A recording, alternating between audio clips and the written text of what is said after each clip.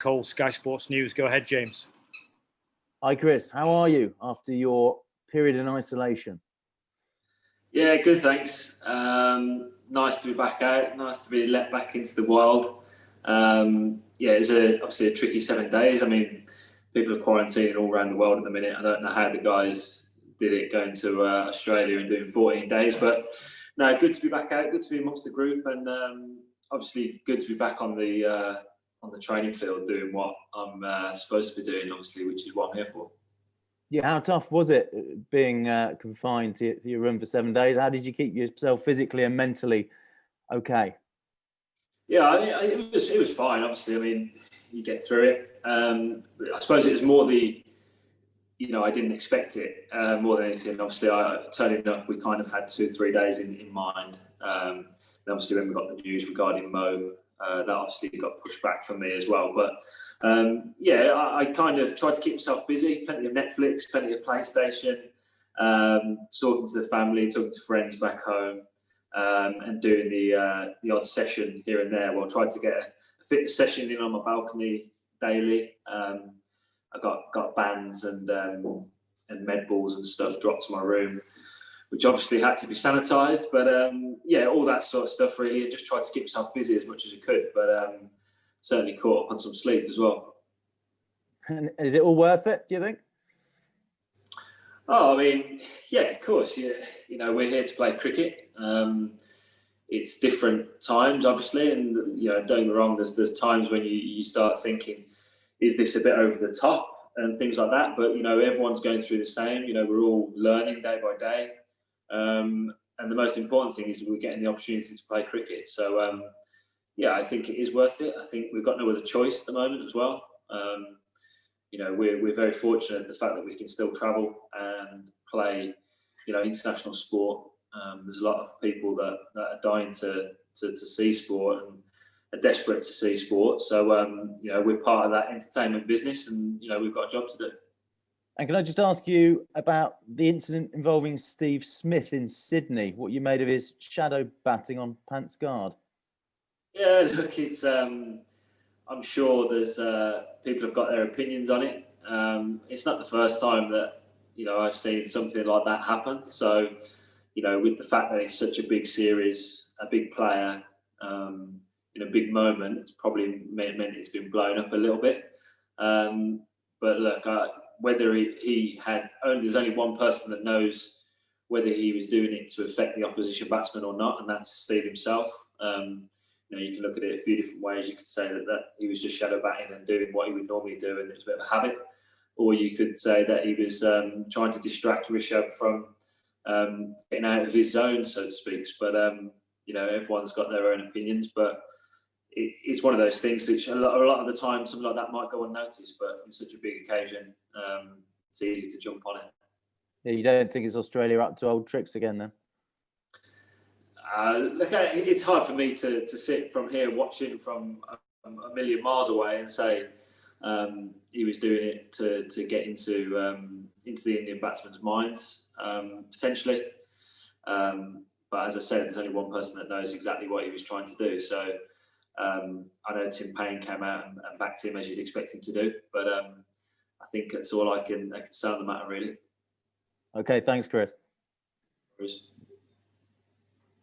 Okay, who'd like to go next? I'm here, Danny, if that's all right. Yeah, go ahead, Jonathan.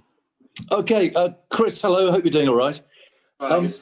Hello, mate. Are you playing? Do you know yet? I mean, you've been put up today. Has there been any sort of team announcement? No team announcement that I know of. It's obviously still been 2 days out from the test. We've still got training tomorrow, so I'd have thought guys will know a lot more in their own practice tomorrow. That's usually the general feel, unless we've had actually quite a bit of rain out here over the last few days. So whether that will have a indication as to whether Joe and the management leave it a little bit later to decide their 11, I'm not sure. But I mean, I'm certainly up against it in terms of time. I only had my first bowl yesterday, when obviously the guys have been bowling probably pretty much for nearly a week before I have, which obviously frustrating from my side of things. Obviously, it kind of just puts me back a little bit. The chances of me playing are probably quite slim. when you haven't played much cricket leading into this either, it probably be potential injury risk. But that decision hasn't been made, I don't think, just yet. Yeah, I was going to ask you that. I mean, I was going to ask if you actually feel it, because if you are acclimatised, I mean, it must have been a very strange week that you've had. I mean, just to have, just sitting in there and night becomes day and day becomes night and so on. I mean, heavy legs and everything else. Yeah, definitely. And I think more so in these conditions, you know what it's like out here. It is hot, it is sweaty, and it does take a little bit of time to get used to that. I suppose the only bonus that we do have is, in conditions like this, generally we don't bowl as much as fast bowlers, generally short spells. So I do have that on my side a little bit. But, it was my first bowl yesterday and first time with the group properly. I certainly was a little bit sore this morning after my first bowl, but having got into it today's session was a lot better and I felt much better for it. So, getting there, but probably slightly need a little bit more in the tank. Yeah. You talked about your week. I mean, how's poor old Moeen doing, for goodness sake? Yeah, poor bloke. He's obviously had it a little bit tough. Been in isolation since we got here, pretty much. Everyone's checking in with him, making sure he's okay. But yeah, I can only imagine really what he's going through. Obviously, I did 7 days. He's obviously ended up doing a lot more than that. He had some symptoms, which I think he's over now, which is good. But you don't wish this illness on anyone really. Thankfully, he's recovering pretty well. But yeah, I think he'll be excited to hopefully get out and get amongst the group again. It's definitely been a tough week or so, or longer than that for him. And are you talking about him? I mean, are you somehow getting some sort of, rotor up to talk to him? I mean, how are you all dealing with Moeen? Yeah, I know everyone's I know a lot of the guys have been touching in with him. A few of the guys have rang him. I was in contact with him all last week, particularly whilst I was in isolation with us both. We were kind of talking through what we were up to. I know the guys are playing a lot of PlayStation with him as well and talking to him through the headsets. Trying to keep him busy as much as you can. But yeah, look, it's tricky, isn't it? I think these sort of times when you're having to kind of lock yourself away in a room, it's difficult for everyone. And I've certainly not kind of gone through that before, so it's kind of unprecedented times, as we know. But we're trying to get around him, and I know the docs are checking in with him, very frequently, a good few times a day to make sure he's okay. And we also have a psychologist here, which is certainly touching in with the players, not just Moeen, but also everyone as well. Yeah. And the last one from me, Chris, if that's okay. I don't think you haven't played a test with Gaul, have you? I don't think you've played against Sri Lanka, have you? So I mean, how's Gaul looking? It's one of those badges of honour for people to go and watch the flags fluttering from the ramparts and everything else. I mean, you'll have heard so much about test matches there and so on. How's it looking at the moment? How's the pitch looking as well? Yeah, I mean, it's a lovely cricket ground, is it? I was here on the last tour and we won 3-0, and I didn't play, but I was here on the tour. And I remember the Barmy Army obviously travelled in high numbers, and it's a great place to play cricket as an England cricketer because you get great support. The ground's packed. There's people sat on the top of the fort, and it's just very picturesque. And it's going to look a lot different this week with no one around and no crowds. So, which is a shame, obviously. We know everyone will be supporting us from back home, which is great. But the pitch, as you'd expect, it does look quite dry, as we probably expected it to. But what I will say is that it has obviously rained, as I mentioned before. It has rained quite a bit here in the last few days, which I think is quite unexpected. We didn't certainly expect it anyway. And the pitch this morning, early this morning, was kind of a little bit tacky, and spikes kind of just went into the surface. So whether that plays a part, I don't know. But as you'd expect, if there is some sun out, I'd imagine it will be dry by the time we get to day one. Thanks, Chris. Good to see you. You too. Cheers, Aggers. We'll go with John and then Scott, please. Morning. Did you feel fine? Did you have any symptoms at all during that week? No, John. No symptoms for myself, thankfully. Obviously, once I started self-isolating, I kind of, you do start to worry a little bit that you might have picked the virus up. And you don't know at what point down the line that those symptoms are potentially going to start. So every time I woke up in the morning, I was kind of obviously just double checking myself over to make sure I didn't have any symptoms. And, thankfully I haven't picked up any. And obviously I've had also 4 negative tests in the last week. So it's kind of become the norm now, but ideally not having 4 tests a week, that would be ideal, to be honest. Can I just ask about the journey you made with Moeen to the airport?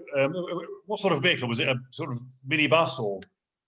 Yeah, it's like a minibus, like a relatively smart van type thing. Obviously to get all our kit in, and then we were sharing the back of the car or the back of the van type thing. So it wasn't a tiny vehicle, but it was by no means a lorry size. But yeah, we shared a vehicle down.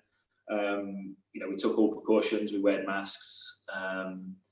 And obviously kept our distance as much as we could, and obviously tried not to touch anything that either of us had touched. But you can only be so safe, I suppose. And it was obviously the right thing to do to isolate once I'd arrived here and figured out that Moeen was a positive test. Just finally, if I may, obviously Ben Stokes is not there, so I guess there's more of a need for quick bowlers who can bat, and you come into that category clearly. So you might well have had a really good chance of making a contribution in this series. Yeah, definitely. Look, I was turning up on tour, hoping to push for a place in the starting 11. Whether that happened or not, that was out of my control. But I was certainly hoping to try and force my way in. As you said, with no Stokesy here, it kind of emphasises that all-rounder role. Both myself and Sam Curran could potentially fill a certain slot in that 11 to balance the team a bit. And yeah, I was looking forward to trying to push my case.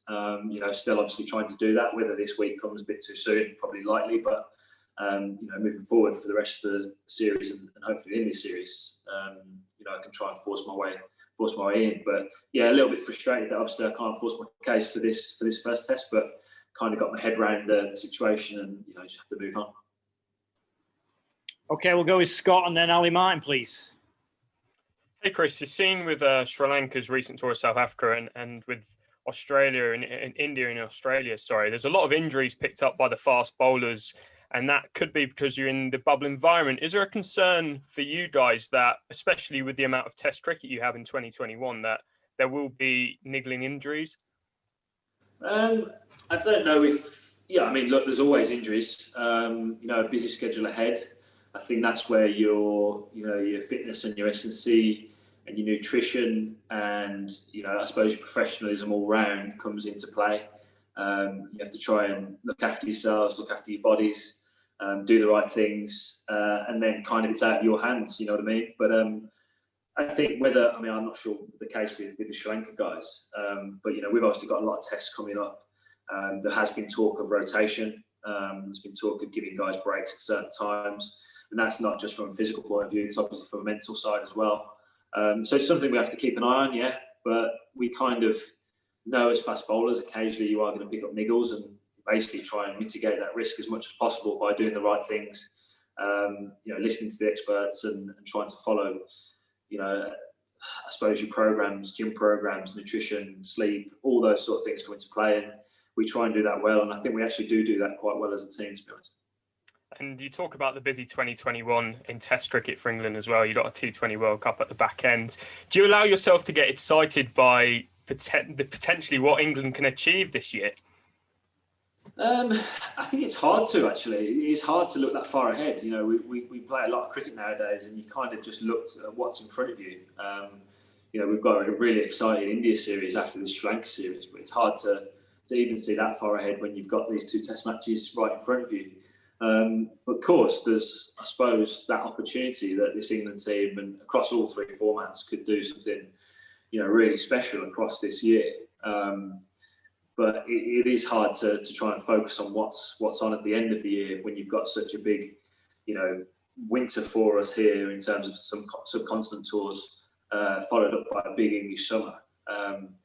It is really hard to look that far ahead, and you almost don't want to, although you do need to kind of start preparing. I think that's up for the management and those guys to prepare, more so for that side of things rather than the players. We have to focus on what's here and now and try and win these series in what's in front of us, because that'll give us good confidence and momentum to go through the year with. And I was reading last week that Curtly Ambrose had applied to be the fast bowling coach with England, and I appreciate you can't talk about that case in point, but with the likes of him showing interest, Jacques around the camp now in Sri Lanka, what does it tell you about this England side that there are legends of the game wanting to work with you guys?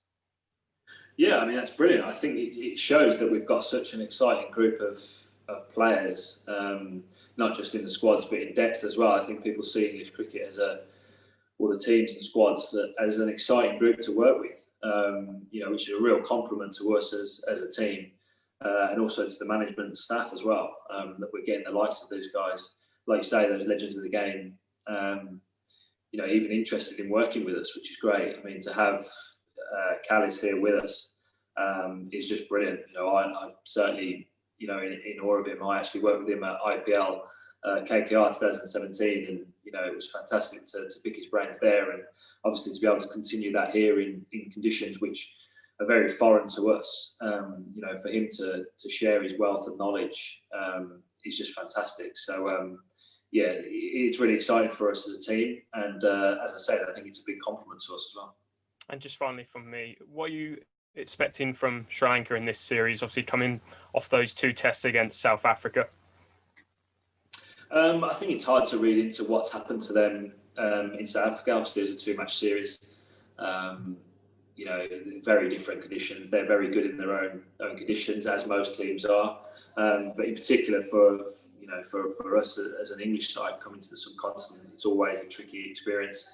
It's a very different style of cricket. You have to be ready to play. You have to play the long game. You face a lot of spin. You're facing the conditions in terms of the heat. So it's always going to be a tough test. The Sri Lankans will be, or from what I've seen, people kind of say, well, they just got beat by South Africa, but in their own conditions, they're always going to be tricky to play against. So we'll have to be on the top of our game. We'll have to adapt to conditions. We're excited by the challenge as well. Cheers, Chris. Yeah. Okay, we'll go with Ali, and then we'll finish off with Savindi, please. Hi, Chris. You made some decent progress overseas last winter in Hamilton and Joburg. I'm still wondering how much of this sort of upcoming subcontinental winter, how much of it is a motivation to really sort of further your game overseas? Yeah, it is. As I touched on earlier, I toured here last time when we won 3-0 and didn't play a game, and was working hard behind the scenes there to try and work on a few things, particularly with the Kookaburra ball, which we all spoke about before. But yeah, like I said, made a few strides last winter, albeit by just a couple of test matches. But I think you just want, as a cricketer and as a player, you always want to be moving forward. And I'm certainly in that position of my career. I look up to the likes of Broad and Anderson. They're always looking to improve, never standing still. And I see myself in that same manner, really. I need to keep adapting and trying to work on that away record. And here's no different. Last time I toured India, it was a tough tour. So, I've got that in my sights as well. I'd like to obviously get in the team and try and put in some strong performances. Oh, and also, what does an innings like the one at Old Trafford in the run chase against Pakistan, what does that do for you in terms of potentially batting as high as 7 in spinning conditions? Well, I mean, that I look back on that knock as with fond memories. I think that partnership with Josh was one of the highlights of my Test career, particularly with the bat. But it only helps my case, really. I think being able to score runs at batting at 7 or 8 is can be crucial to the team. In particular in these conditions, sometimes to get the balance of the team, you might not go with that extra batter. So yeah, I think ideally, if I can show what I can do in the nets here and when I get the opportunity, scoring runs in these conditions as well against the spin, which I feel I do have a half decent game plan now. So hopefully I can to get out there and score some runs, and maybe that can help balance the team as well. Cheers. Okay, last one, we'll go with Savindi. Go ahead.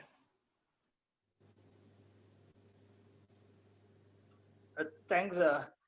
I'm Revata from the morning newspaper Sri Lanka. Chris, hope you are doing all right. And my only one question for me.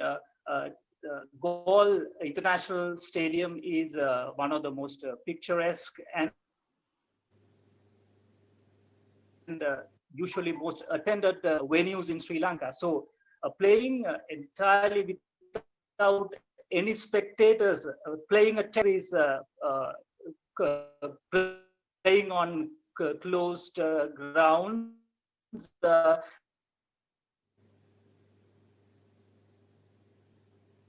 Savindi, we can't hear you, mate. Try again. You might. I don't know if your connection's intermittent. I think it was just saying what it would be like playing on an iconic ground without any fans in there, Chris.